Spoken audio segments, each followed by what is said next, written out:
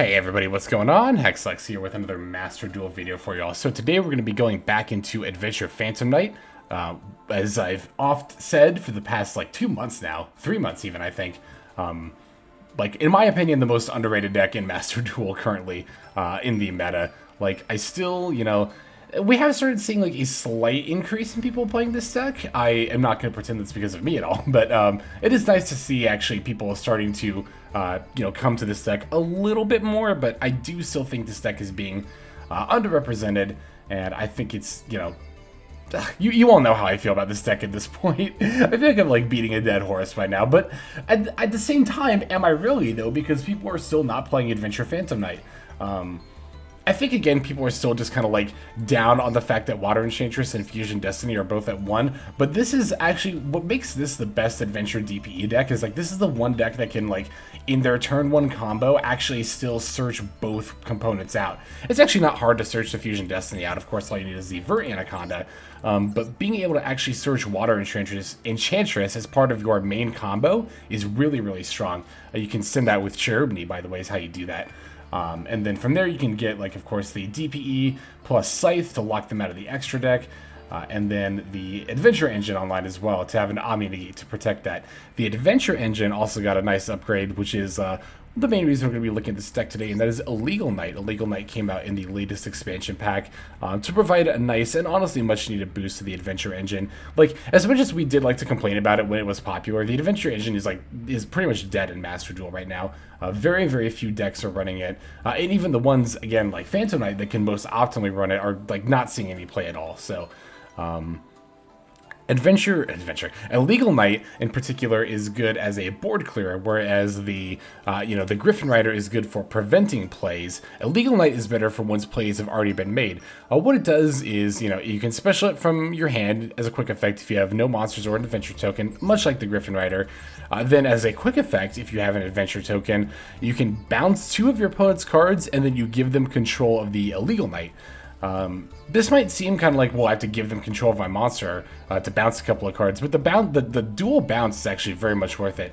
Bouncing, especially if you're targeting extra deck monsters, can often be better than destroying, as it won't trigger effects that trigger on destruction, or it won't cause effects that are graveyard relevant to be, pertinent in that moment. Also, the giving your opponent control of Illegal Knight is definitely does not have to be a permanent thing. If you do this on your turn, what you can do is actually you can use the Dracoback that is going to inevitably equip to your adventure token to actually bounce that Illegal Knight back to your hand. So you basically can just double up on your bouncing with Dracoback, or if you have a means of getting over your Illegal Knight, you can even triple up on it, bounce 2 of your opponent's cards to the Illegal Knight, bounce another one with Dracoback, and then just like run over the Illegal Knight. If all else fails, if you've got the Fateful Adventure and the Dracoback up with the adventure token, which most often you do as a result of activating Rite of Aramesir, then you could even just run the adventure token into the Illegal Knight. Your token won't be destroyed due to the effect of Fateful Adventure, keeping it from being destroyed by battle by this first effect here. So yeah, Illegal Knight, very good card, very good addition to the deck. Haven't had too many games I've actually drawn and used it, or I guess it's more about searching it, right? Haven't had too many games I've actually searched and used it. Again, this is like the going second card of the Adventure Engine, right? Like whereas Gryphon Rider is kind of like the going first card. So that's kind of like how the application of Illegal Knight there. That's how I've been using it anyway. So and I've been having success with it when I have had it, which is just, again, not been too often yet. But we will actually see some gameplay with Illegal Knight coming up here. Real quick, just want to make sure that I remind everyone, as always as ever, that I do have my Patreon, so if you feel like seeing some daily Master Duel content in addition to what is here on YouTube, feel free to check that out, linked in the description below. There you will find previews for upcoming videos here on the YouTube channel. You will find some exclusive games that are only available on Patreons, Q&As, I do those over there as well. We're going to have some other perks over there, and then some more coming up in the future too. It's just $5 a month, so it's the price that you would pay for a booster pack, and you get a lot more value than just a pack full of filler. So yeah, I just want to make sure I mentioned that real quick. As far as the rest of the deck goes here, though, Appaloosa is in. I think this was in the last time we covered the deck, though. I'd been wanting to include it for a little while, so I ultimately decided to drop the second Break Sword. Even though the vast majority of Phantom Knight decks are playing 2 Break Swords, like, this one in particular doesn't really need it, because we don't really use Break Sword too often, especially not in our first turn play. We don't use it at all, so The Appaloosa, I think, is just a better option to have to go into. It's actually not that often we go into Appaloosa, but there have been times where I wish I had it in my extra deck. And there have never really been times where I needed the second break sword. So, yeah, I've decided to make that swap so far. So, that, yeah, that covers everything I wanted to talk about as far as the build goes. So, as always, as ever, I'm going to cover the deck card by card, and then we're going to take a look at some games with it. So, we are playing 3 Maxx, 2 the Phantom Knights of Ancient Cloak, 3 the Phantom Knights of Silent Boot, 1 the Phantom Knights of Ragged Glove, 3 Ash Blossom and Joyous Spring, 3 the Phantom Knights of Tornscale, 1 Destiny Hero Denier, 1 Water Enchantress of the Temple, 1 Artifact Scythe, 2 Destiny Hero Malicious, 1 Wandering Gryphon Rider, 1 Illegal Knight, 1 Nibiru the Primal Being, 1 Foolish Burial, 1 Reinforcement of the Army, 1 Fusion Destiny, 2 Rite of Aramesir, 1 Dracoback the Rideable Dragon, 1 Fateful Adventure, 2 Called by the Grave, 1 Crossout Designator, 2 Forbidden Droplet. I'd still like a third, honestly, of these in the main deck if possible, but I really cannot find room for it at all. Yeah, there's just honestly nothing here I would cut for it, to be fair. Anyway, we've got 1 Phantom Knight's Wing, 1 the Phantom Knights of Shade Brigandine, and then 3 Phantom Knights Fogblade to round out the main deck. The extra deck is going to be 1 Destiny Hero, Destroyer Phoenix Enforcer, 1 Leviair the Sea Dragon, 1 the Phantom Knights of Breaksword, 1 Raiders Knight, 1 Arc Rebellion Xyz Dragon, 1 Link Spider, 1 Salaman Great Almirage, 1 Cherubini the Ebon Angel of the Burning Abyss, 1 Artifact Dagda, 1 Predaplant Vert Anaconda, 1 Dark the Dark Charmer Gloomy, 1 Nightmare Unicorn, 1 the Phantom Knights of Rusty Brigandine, or Bardish, sorry, 1 Appaloosa Bow of the Goddess, and then finally 1 Access Code Talker. And that rounds out the build, so let's take a look at some gameplay. The first game that we're going to show here is actually going to be against an ABC deck, as an ABC Dragon Buster, which is not a deck I've faced yet in Master Duel. This was the first for me. It's funny, actually, we're going to be going second here. It's funny, actually, when my opponents started doing their plays, because I knew that there were some out of combo decks that used, like, the Union stuff, so I actually thought I was playing against a really scary combo deck. I mean, not that ABC decks aren't scary, the card is very good, but, yeah, I just thought I was playing against a different kind of combo deck when I initially, faced this deck. So they're going to actually start off with the Adventure Engine, and the fact that they normal summoned Maxx kind of tells me 2 things here. It tells me that, 1, they don't have anything else in their hand they want to normal summon, so their hand is, like, very likely not that great. But 2, it also tells me they've probably got another Maxx in their hand. Because, I mean, obviously in the replay, things are going to happen instantaneously, but I remembered when I was playing the actual game, my opponent kind of, like, no hesitation, normal summoned the Maxx. And I remember thinking, like, the fact that they did that without, like, pausing to think about it first indicates to me that they have another Maxx in hand. Otherwise, I think you would think for at least a moment before just normal summoning yours. And kind of, like, leaving yourself, I don't want to say open in that regard, but, like, leaving yourself vulnerable, I guess, is what I wanted to the point I wanted to make there. Anyway, so yeah, I want to cut off the search for the Gryphon Rider, of course. So this was it. When my opponent equipped the B Buster Drake, and I think I actually might have mixed this up with A Assault Core. I think was the one that got limited for being a combo piece. But when I saw this, and I was like, so they're trying to add a Union monster from their deck to their hand.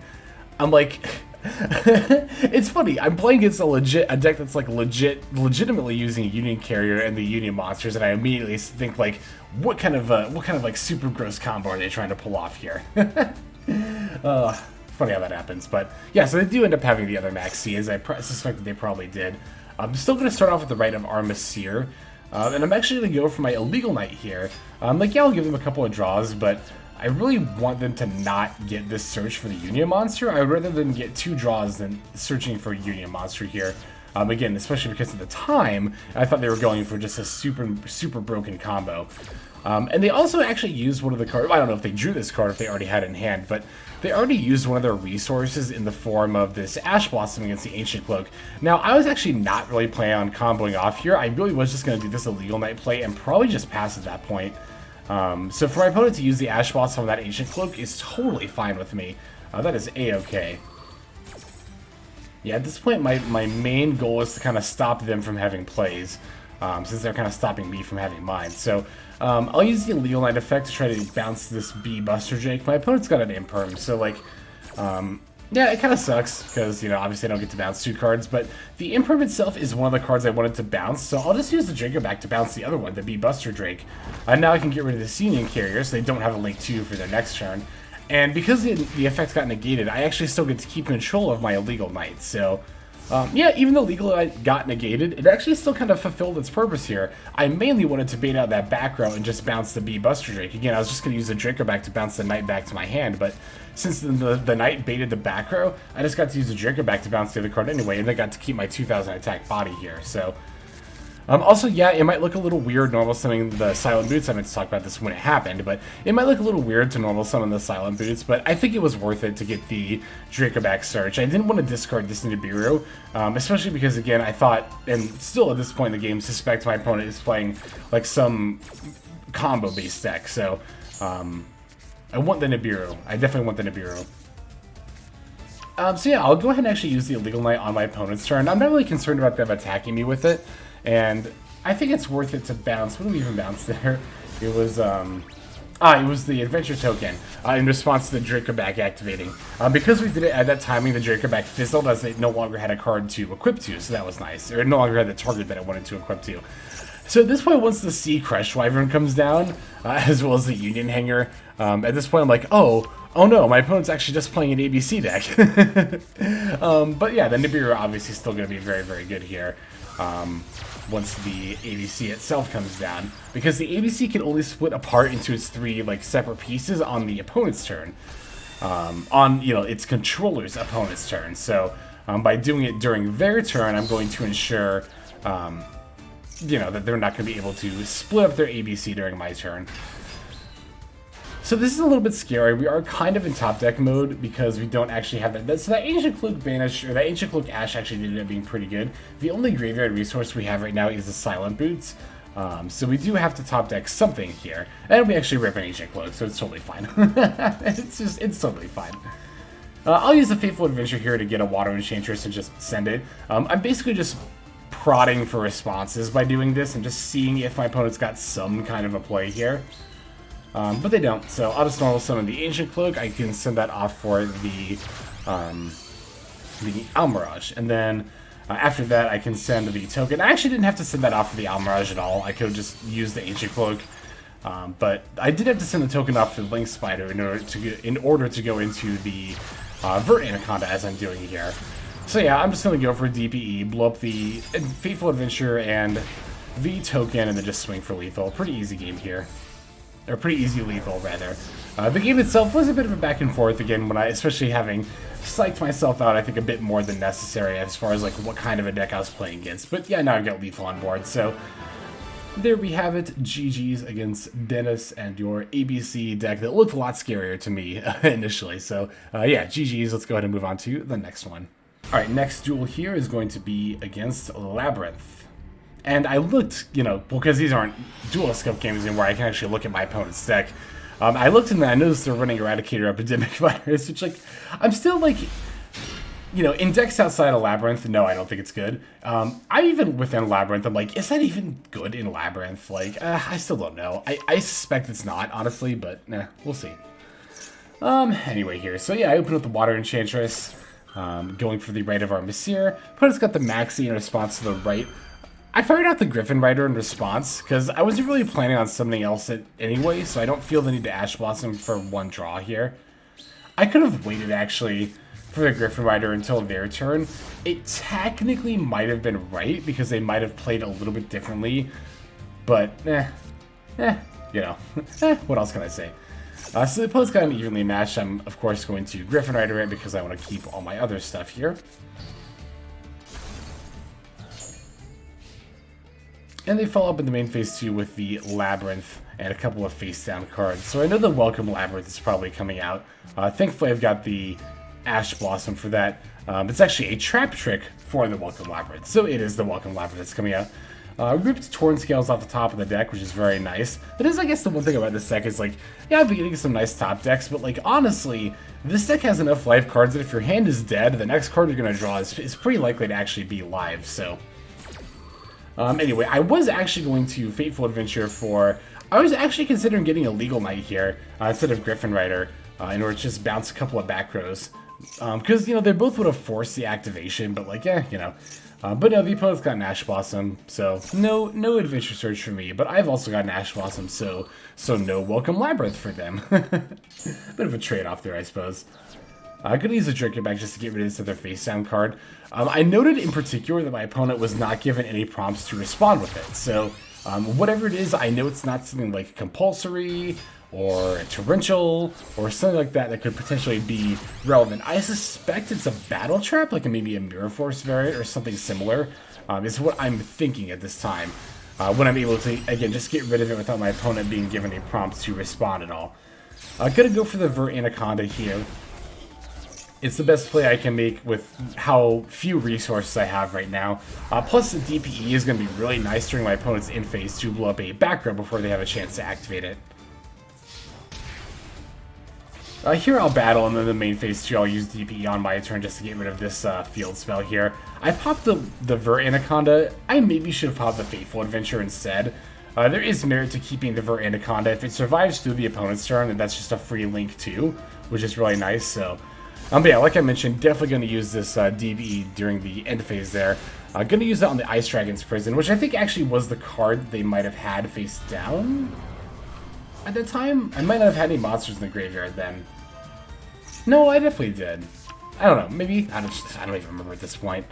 I don't know. It could also just still be the card in their hand, because, yeah, between Ice Dragon's Prison and, oh, you know what? I might not have had two monsters of the same type. I bet that's what it was. I bet they couldn't activate the Ice Dragon's Prison because they didn't have enough targets for it.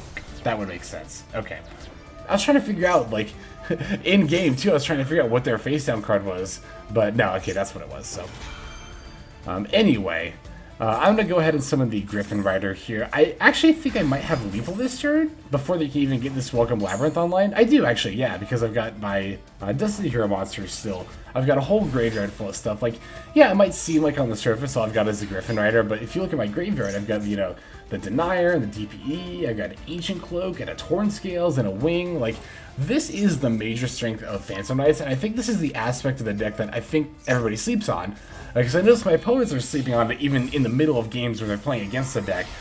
You know, sometimes they play... I'm not saying my opponent in this scenario did, but I definitely had opponents in the past that have very clearly been playing when I've only got like one card between my hand and my field, like very few resources on hand and field, as if I'm, you know, out of stuff and they can do whatever they want. But that's not necessarily the case. Like, if you look at the graveyard, the Phantom Knight's graveyard actually is like more or less their second hand. That's true of a lot of decks, but I think it is especially true of Adventure of Phantom Knight. You just have so many different plays, especially with Malicious and Denier.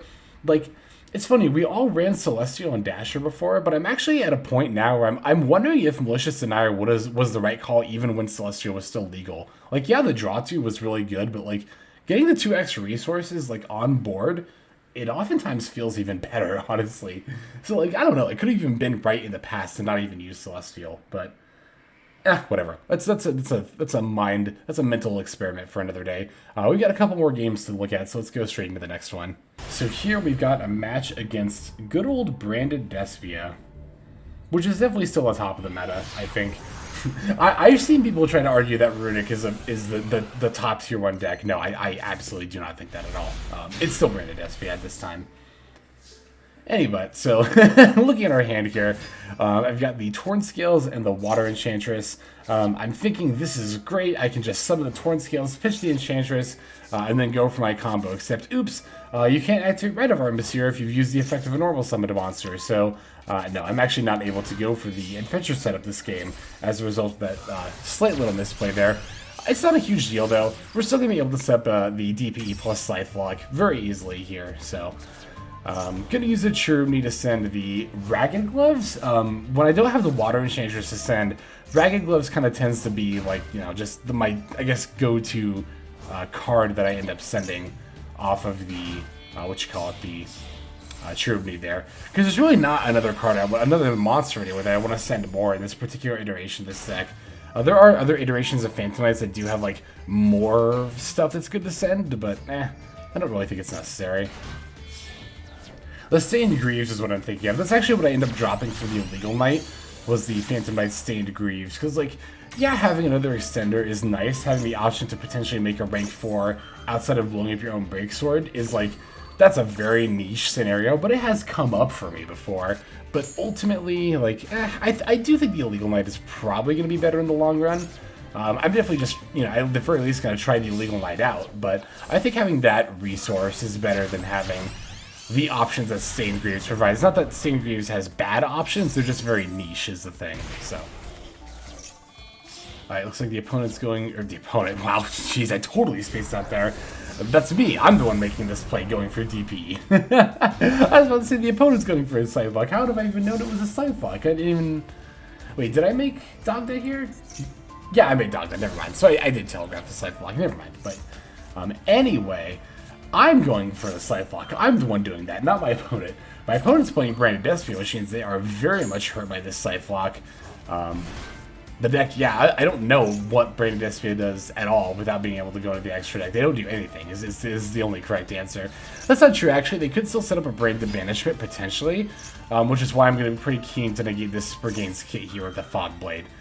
They could still have a Branded Banishment and or Super Poly set up for my turn, so there is that to consider. Opponent summons the Ecclesia next. I don't know why they special did. Maybe they actually did have a Synchro they could have gone for, but again, well... in normal circumstances, they could have gone for it, but not in this circumstance, thanks to Artifact Scythe here. So, DPE is going to come back. I guess I could have used the effect during the end phase there to blow up one of these monsters, but whatever. It's not that big of a deal. I can just get rid of them both anyway before I swing for lethal here. And yeah, in this scenario, I will go for the Gryphon Rider here as opposed to the Illegal Knight because, again, I can out both of these monsters without having to use the Illegal Knight just with what I've got on board. The Gryphon Rider, I'd rather just have the protection for any potential disruption my opponent may have in their hand. I don't think they're going to have anything, but they could have Nibiru. They could. There's a world where that happens. That's the thing about Illegal Knight is, like, there's part of me that's like, I'm still a little on the fence about it, because like in the vast majority of scenarios, you do just still go for the Gryphon Rider anyway, but I still think Illegal Knight is useful in enough scenarios that it's probably just going to stay in the long term. It could also be the answer is, of course, to take something else out and play with Stained Greaves and Illegal Knight, or whatever I would consider dropping for Illegal Knight in addition to it, but, I think it's it ends up being a long-term stay, even if it's not, like, searched nearly as often as the Gryphon Rider there. So we've got one more duel to watch. Let's just jump straight into it. And we're going to end off here with another game against Labyrinth. I thought I had a game against Runic, but no, that was when I was playing Branded Despia. That's what I was thinking of. I had a couple of games against Runic when I was playing Branded Despia.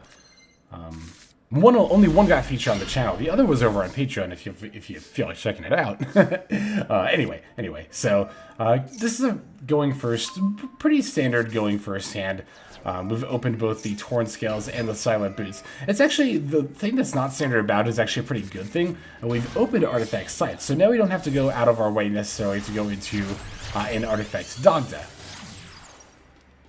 But unfortunately, we didn't open many other extenders. Normally, if we open a Scythe, like, plus another extender, I think I might have been able to go for Appaloosa here.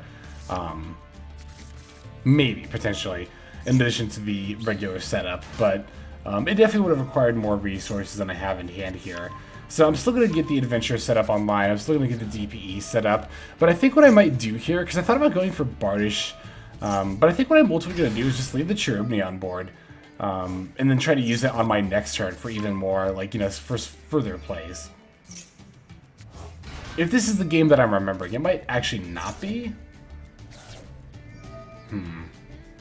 Let's see what ends up happening. I hate to say we'll see what ends up happening here, but no, okay, so no, I do send the Tribute. No, that was the last game I left Cherubini on board, that's right. No, I am going to go for the Rusty Bardish here. But the thing is, I don't have the means to go into a Leviair.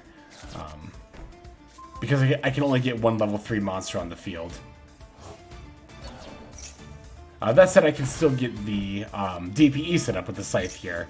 I'm going to have to go for a Link Spider using the Shade Brigandine, but that's totally fine.